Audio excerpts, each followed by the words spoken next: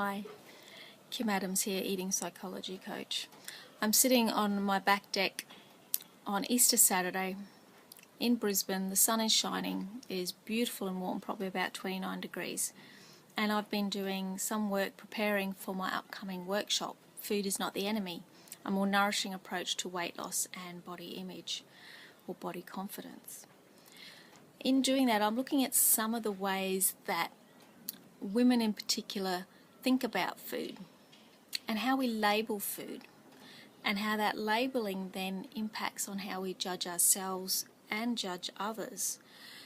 Now, I think most of us are bombarded with nutritional information, and many of us are fairly well informed about healthy eating and nutrition. That's great. The bad side of that, though, is what often happens is that we start to label food as either good or bad. Particularly people who have been on a diet or have spent a lot of their life on a diet.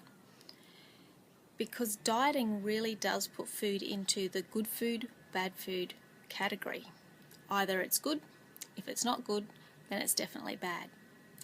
And if we dare to eat the bad food, then we are bad in some way. We lack willpower, we lack commitment, we think, well, no wonder we're fat, we don't even do the right thing, we don't eat the good food. If only we would eat the good food and not the bad food, then everything would be fine, but I can't seem to do that, so I might as well give up on this diet. So I think the first thing that we have to do if we're wanting to really get back into a much more relaxed, instinctual way of eating is to stop labelling food. Food is neither good nor bad. It is simply food. Some food is much more nutritious than others and should be eaten more often for our health.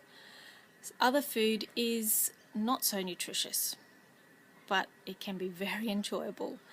And it is food that shouldn't be on a bad food list, but food that should be on a sometimes list. The interesting thing when I was doing some of this work today, I was thinking about the way that we judge others around our food rules. The rules around food are something that we impose on ourselves when we're on a diet. It helps us feel in control. While we have rules, we know what we're meant to be eating, and there's that sense of control, because ultimately many of us don't trust our bodies anymore. We feel that if we don't have those rules and we don't make sure we stay away from the bad foods, we're going to go crazy and just eat them all. We don't know how to regulate our own appetite so often because we've become disconnected from our own appetite because we believe that we have to put rules around it in order to lose weight. So we have these rules that we follow, and often these rules make us quite miserable, though we don't want to admit it. We're hungry, we're cranky, we're crabby, we're going without, we're feeling deprived, but we're in charge, or so we think. So if we then go out to coffee with a group of girls, maybe at work or a networking event or a business function or just a birthday get-together, and we're living by rules, so we can't have the chocolate muffin or the New York baked cheesecake with coffee, we'll just have the long black, thank you very much, and we feel quite happy with ourselves.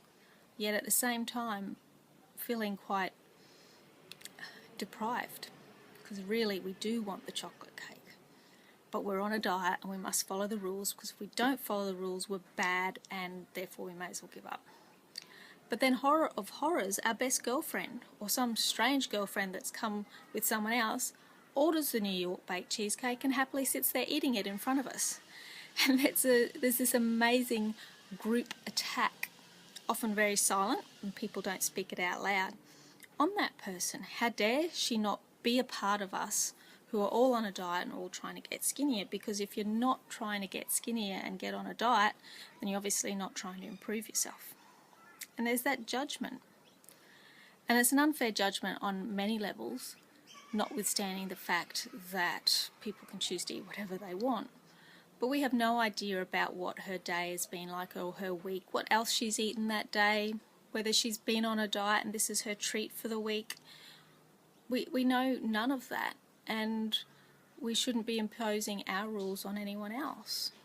So part of what I'll be doing at the workshop is looking at the rules we put in place and the difference between being in control and being in charge.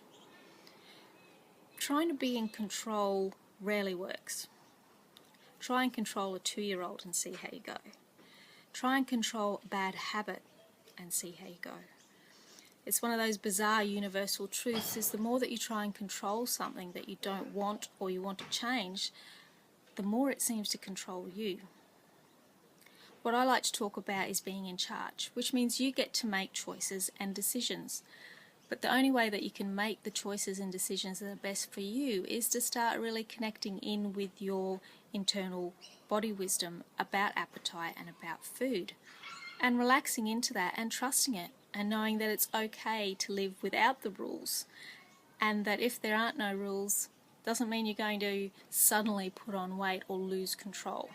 So I will be talking a lot about the difference between being in control and in charge.